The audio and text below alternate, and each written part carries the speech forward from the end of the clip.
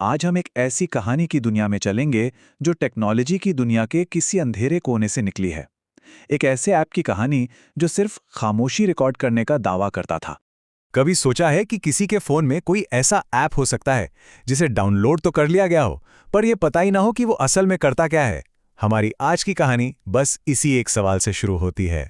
तो कहानी की शुरुआत होती है एक अनजान फाइल से, जो किसी के लिए शायद बस एक पुराना बेकार डेटा था, लेकिन जायन के लिए एक रहस्यमयी खजाना।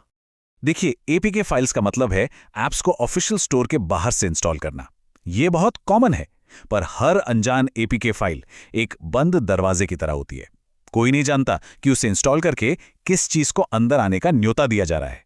जायन हमारी ही तरह टेक्नोलॉजी को लेकर काफी क्यूरियस था। उसका ये शौक उसे डिजिटल दुनिया के पुराने, भुला दिए गए कोनों में ले जाता था। सुनने में तो ये एक बिल्कुल नॉर्मल सा जुनून लगता है ना? जायन की जिज्ञासा उस पर पूरी तरह हावी हो गई थी।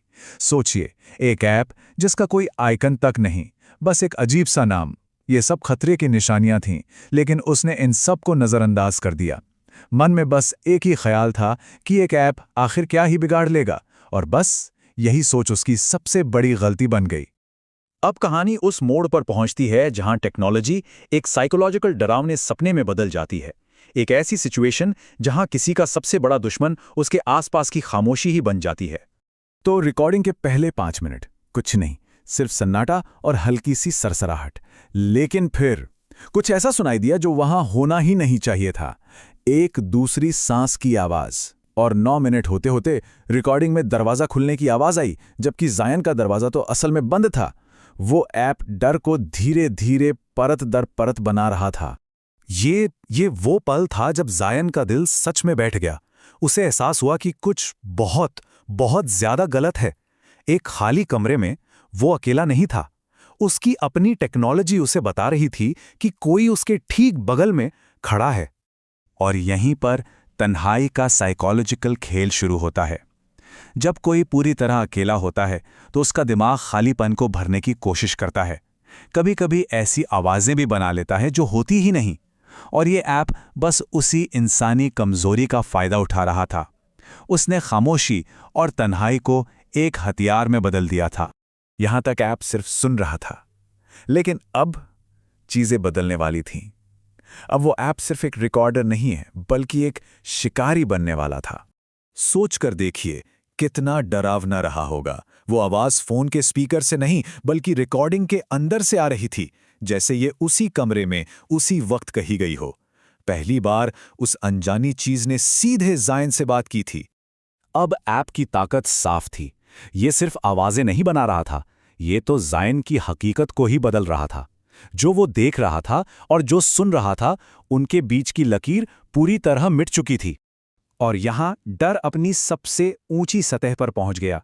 वो एहसास जब पता चले कि अपनी ही डिवाइस पर किसी का कोई कंट्रोल नहीं बचा है।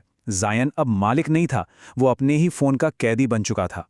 हाँ, ये कहानी भले ही अलौकिक लगे, लेकिन इसका जो डर है वो बहुत असली है। हमारी जिंदगी इन डिवाइसेस में कैद है, और जब कोई मैलवेयर इसे अपने कब्जे में ले लेता है तो ये सिर्फ डेटा नहीं, ये हमारी मर्जी को ही चुरा लेता है।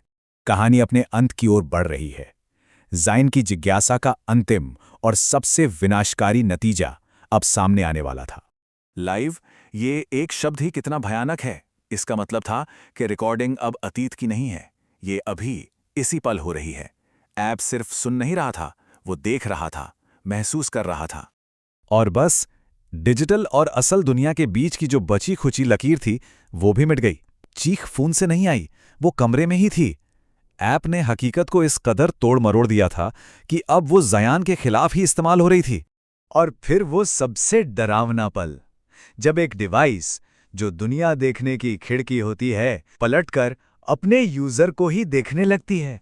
स्क्रीन पर जायन का आतंक से भरा चेहरा था, और उसके ठीक पीछे एक परछाई, और उस परछाई के हाथ में ठीक वही फोन था जो इस पूरे आतंक का सोर्स था। ये एक कभी न खत्म होने वाला लूप था।